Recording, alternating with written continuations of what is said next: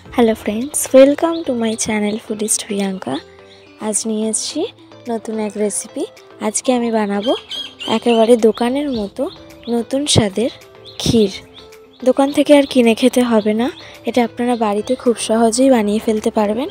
ताहले चलुन रान्नाटा स्टार्ट करछि। किभाबे बानाच्छि पुरो भिडियोटा किन्तु स्किप ना करे देखते होबे। आमी एखाने 500 ml दूध निये निয়েছি। आमी प्रथमे दूधटाके जाल दिये नेब भालो करे। আমি দুধটাকে প্রথমে ভালোভাবে ফুটিয়ে নেব। তার জন্য আমি এখানে দুধ বসিয়ে নিয়েছি। বানানো কিন্তু একদম সহজ আর একদম কম উপকরণ। ঘরোয়া পদ্ধতিতে আপনারা খুবই সুন্দর একটা ক্ষীর বাড়িতেই বানিয়ে ফেলতে পারবেন। দোকানে আর যেতে হবে না। যখনই খেতে মন চাইবে তখনই বাড়িতে বানিয়ে ফেলতে পারবেন। আমি দুধটাকে আগে ভালোভাবে ফুটিয়ে নেব।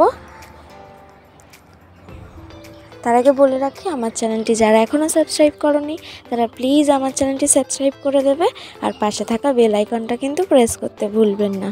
তাহলে নিত্য নতুন আমার রান্নার ভিডিওর ফুড ব্লগ আপনাদের কাছে তাড়াতাড়ি করে পৌঁছে যাবে। আর আমার নিত্য নতুন রান্নাগুলো কিন্তু আপনাদের কেমন লাগছে প্লিজ সবাই কমেন্ট করে জানাবেন। ভালো লাগলে অবশ্যই লাইক কমেন্ট শেয়ার করবেন, আমার পাশে থাকবেন, আমাকে সাপোর্ট করবেন। তাহলে আমি আরও নতুন নতুন ভিডিও আপনাদের কাছে নিয়ে আসতে পারবো।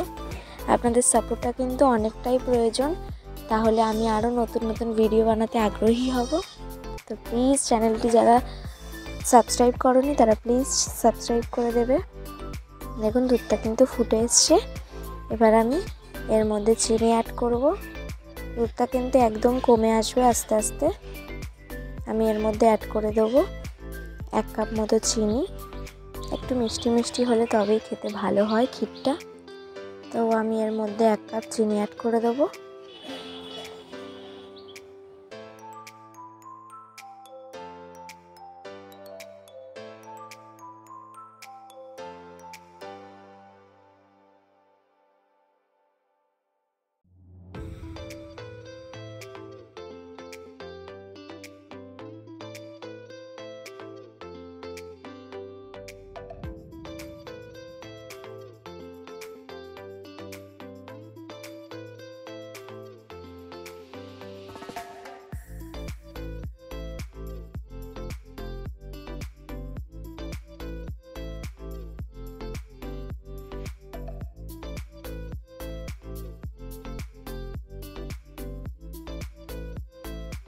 দেখুন আমি দিয়ে নিচ্ছি 1 কাপ চিনি। তারপর আমি আরেকটু ভালোভাবে জাল দিয়ে নেব। তারপর আমি এর মধ্যে গুঁড়ো দুধ অ্যাড করব। আপনারা যদি গুঁড়ো দুধ না পছন্দ করেন নাও দিতে পারেন, কিন্তু আমি বলবো গুঁড়ো দুধটা দিলে এটা টেস্ট আরও বেশি বেটার হবে। তাই চেষ্টা করবেন গুঁড়ো দুধটা দিয়েই করার। আমি গুঁড়ো দুধটা দিয়ে দেবো। এরপরে আগে চিনিটা দিয়ে আমি ফোটাবো ভালো করে। তারপর আমি এর মধ্যে গুঁড়ো দুধ অ্যাড করব। আস্তে আস্তে দেখবেন দুধটা কিন্তু অনেকটাই কমে গাঢ় হয়ে গেছে। আমি দিয়ে দিয়েছি এখানে 1 কাপ গুঁড়ো দুধ। যেহেতু গুঁড়ো দুধেও মিষ্টি আছে তাই জন্য আমি চিনিটা 1 কাপ মতোই দিয়েছি। আপনারা যদি গুঁড়ো দুধ নাও দিতে চান তাহলে আপনারা চিনিটা একটু পরিমাণ বাড়িয়ে নেবেন।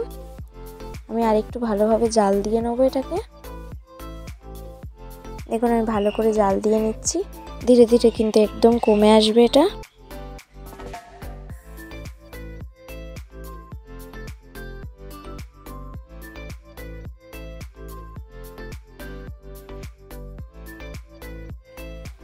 দেখুন অনেকটাই কিন্তু কমে এসেছে। এবার আমি একটা বাটিতে একটু কর্নফ্লাওয়ার গুলে নিয়েছি। সেই কর্নফ্লাওয়ার গুঁড়া জলটা আমি এর মধ্যে দিয়ে নিয়েছি। এবার সামান্য একটু ভালোভাবে নাড়াচাড়া করতে থাকবো, কারণ কর্নফ্লাওয়ারটা দেওয়ার পরেই এটা খুব গাঢ় হয়ে যাবে, তো নিচে লেগে যেতে পারে। তাই আমি ভালোভাবে নাড়াচাড়া করতে থাকবো। আর 2 মিনিটের মধ্যেই কিন্তু এটা গাঢ় হয়ে যাবে। একটু আঠালো হয়ে এলে আমি এটাকে নামিয়ে নেব। আর ঠান্ডা হয়ে যাওয়ার পর কিন্তু এটা আরও বেশি গাঢ় হয়ে যাবে। তাই জন্য আমরা এটাকে বেশি ফোটাবো না, সামান্য একটু ফুটিয়ে নিয়েই নামিয়ে নেব। খেতে কিন্তু খুব টেস্টি হয়। প্লিজ একবার রেসিপিটা পুরোটা দেখে বাড়িতে বানিয়ে দেখবেন, তারপর আমায় কমেন্ট করে জানাবেন কেমন হলো। দেখুন আমার দুধটা কিন্তু ফুটে অনেকটাই কমে এসছে আর আমার তৈরি হয়ে গেছে ক্ষীর।